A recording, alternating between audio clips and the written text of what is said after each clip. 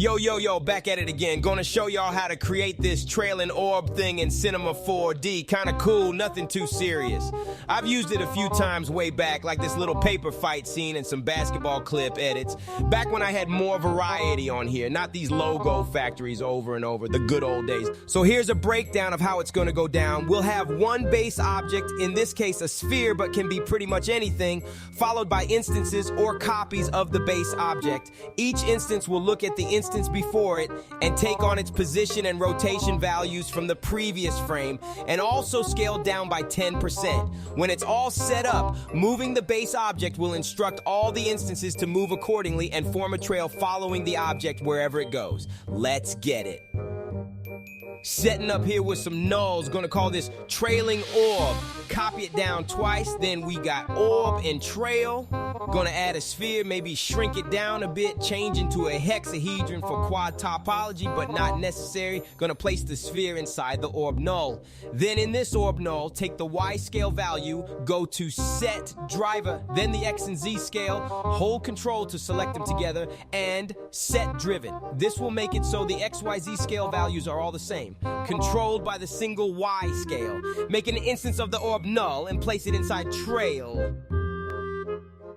Add user data on the instance object. Gonna add two parameters here for both change data type to link. Gonna call it from and to.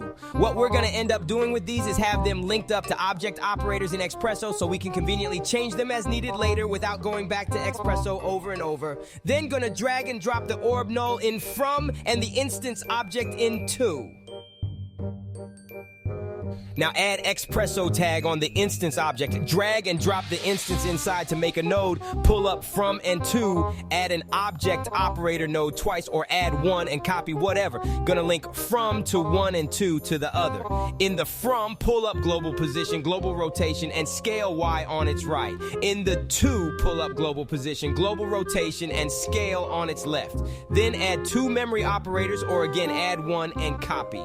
Gonna change type to vector since it'll be using three values, X, Y, and Z, for position and rotation. History depth to 100, history level to 1, then from global position to input, output to global position to 2, same deal for global rotation, then add a formula operator, take from scale Y, multiply by 0.9, and output to 2 scale, all done here, close up Xpresso.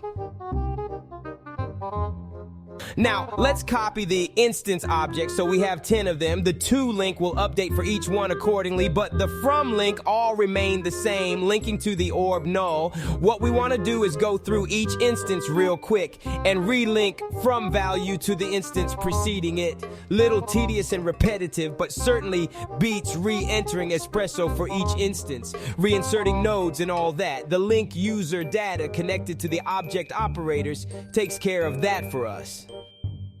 And there we go, here it is, not much else to say. Again, what's basically going on is each instance of the initial object is taking on the position and rotation values of the previous instance at the previous frame and 90% of its scale. And when you have a bunch of them doing that together, you get this trail thing going on.